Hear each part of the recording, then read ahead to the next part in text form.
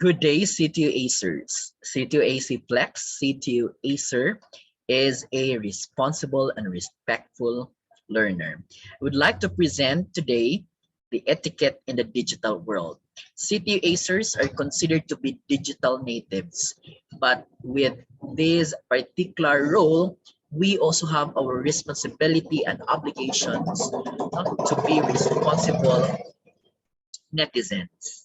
So I'll be presenting to you the etiquette in the digital world. What is an etiquette? The netiquette is the digital version of etiquette or the do's and don'ts of online communication. How should one behave when they are in the digital world, when they are using the computer, when they are in the social media, when they are in an online communication? That pertains to what we call netiquette. I'll be presenting to you the 10 core rules of netiquette which were examined and explained by Virginia Shia in her book Etiquette. Rule number 1. Remember the human. You need to remember that you are talking to a real person when you are online. The internet brings people together who would otherwise never meet. Remember this saying when sending an email, when you will be doing communication in the digital world. Would I say this to the person's face? That is emphatic understanding, putting your feet to the shoes of other people. It could be in the digital world or in the physical world. Rule number 2, adhere to the same standards online that you follow in real life.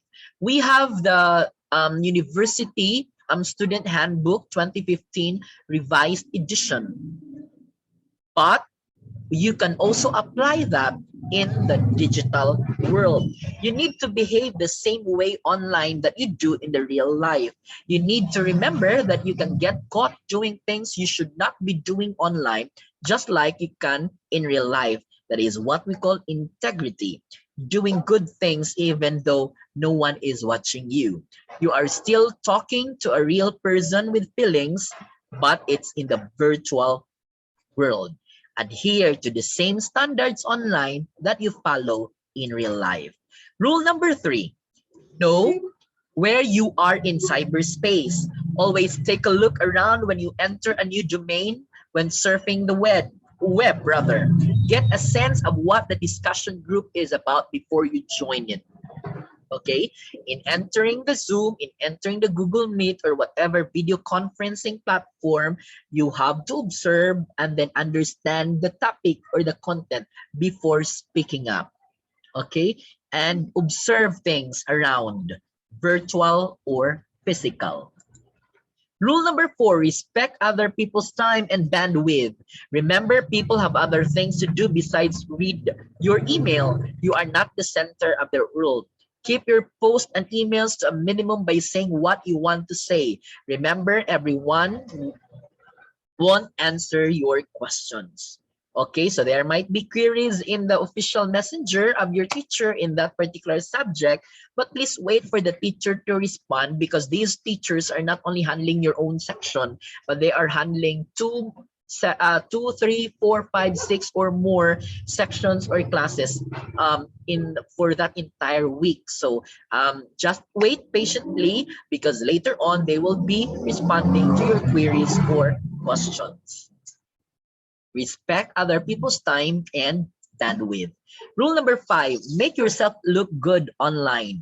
Remember to always check your spelling and grammar before posting and doing synchronous sessions or class. So you have to wear decent attire. Always know what you're talking about and make sense saying it. Be polite and pleasant to everyone in the virtual world. Rule number 6, share expert knowledge.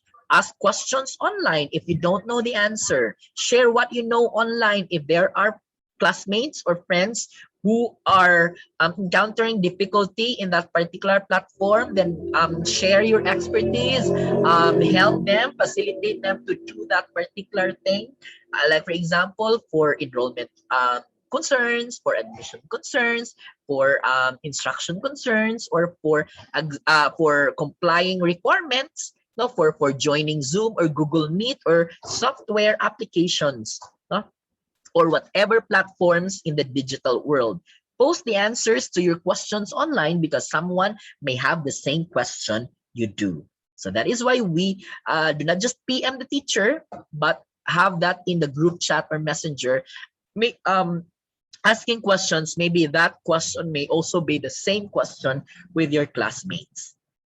Rule number 7, help keep flame wars under control. Netiquette does not forbid flaming. So there we encounter conflicts, we encounter arguments in the physical, same with the digital world. Netiquette does, however, forbid people who are flaming to hurt discussion groups by putting the group down. But at the end of the day, the end of the synchronous sessions, or at the end of the discussion forum, so we can have consensus or agreement. Rule number 8, respect other people's privacy. Do not read other people's mail without their permission. That's a no-no. You are just tracking on the privacy of that particular person. Going through other people's things could cost you your job, or you could even go to jail.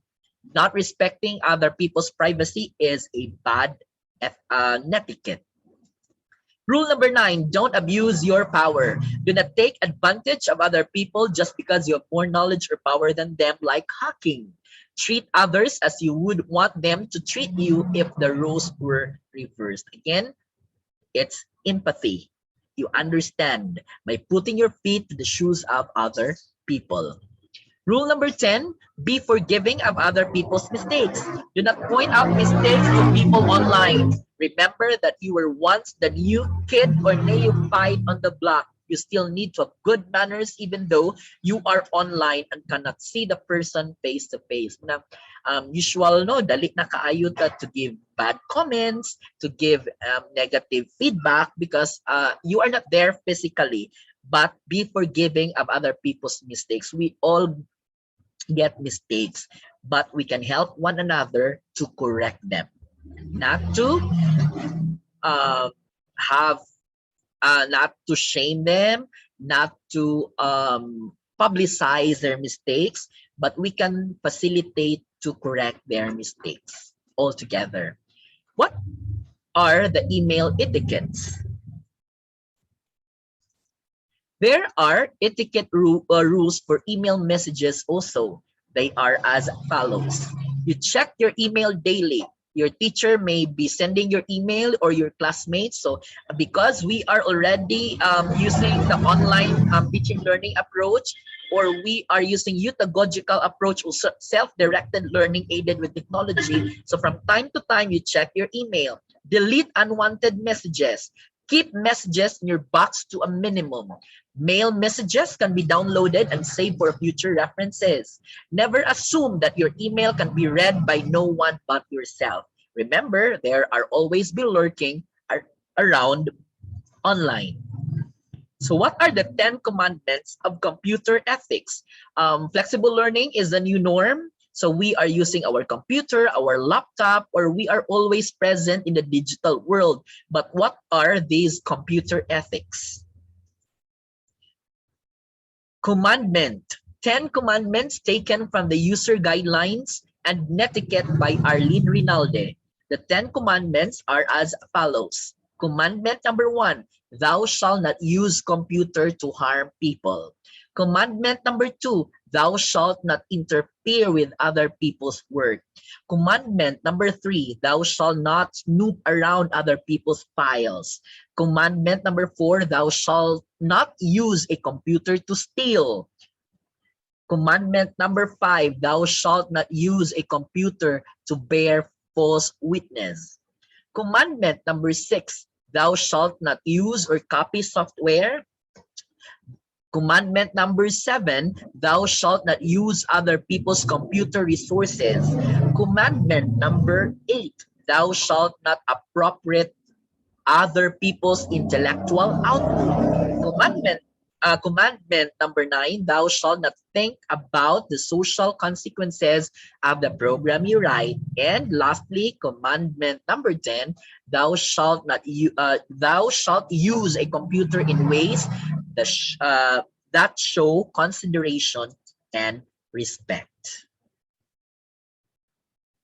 In the digital world, how should one communicate properly? No, especially in group chat, in the messenger, in the page, and to teachers. One, you greet. The way you greet someone determines how he will welcome you. Start your message with a courteous greeting, like, for example, good day, good morning, good noon, good afternoon, or good evening. Second, you state your name and status. Words have meaning and names have power. State your name and status to be identified. I am your name, an incoming first year students, or your program year and section, and enrolled in this subject for identification purposes. Third, inquire and or clarify. Doubt is the incentive to truth, and inquiry leads the way towards understanding. You state your question, your inquiry, or your clarification. I would like to ask about, or I want to clarify something about. Fourth, thank. Being told you're appreciated is one of the simplest and most uplifting things you can hear. Say thank you for the favor requested. Example, thank you in anticipation for a response on my query. God bless. So in that way, we can better communicate and understand. Remember, communication is a two-way process. So we have to communicate properly, especially in this in the virtual world. Good day. I am FCKintanar, BS Ed Math 2A student. I would like to clarify about the schedule of our math major subject 111.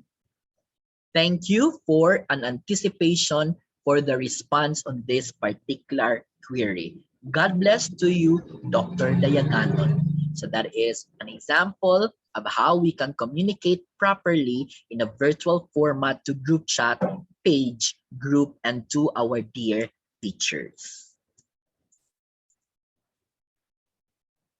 We are still in the quarantine status, and we are still in the time of pandemic. We are still in the trying times, but we can fight COVID-19 by following the minimum health standards. The Cebu Technological University Argao campus also helps in fighting COVID-19, and these are our protocol and guidelines with the acronym of CTU AC. C, checking your body temperature. If your body temperature is 37.3 or above, you are not allowed to enter if you go physical transaction inside the campus. Wearing a mask and face shield, undergoing disinfection, washing your hands, and accomplishing and submitting health declaration form are a must to be done as you enter our campus. T, tighten in implementing physical distancing at all times. 1 meter or 2 distance must be established all throughout. Wearing a mask and face shield within the campus, and proper cough and sneezing etiquette in order not to spread the virus. U, undertake the proper hand washing and protocol, and always bring with you 70% isopropyl or ethyl alcohol or hand sanitizer and use it often. A, accustom not to stigmatize your peers, your friends, your family members, or tease anyone in your community about being sick. Remember that the virus doesn't follow geographical boundaries, age, or ability, or gender. C, connect with reliable agencies or units like the Department of Health or the IATF on COVID-19 updates. Don't spread fake news which can cause panic to people. These are the references of my presentation for the netiquettes. Thank you so much, everyone. CTU AC Flex. CTU Acer is a responsible and flexible learner. Thank you so much, everyone, and good day.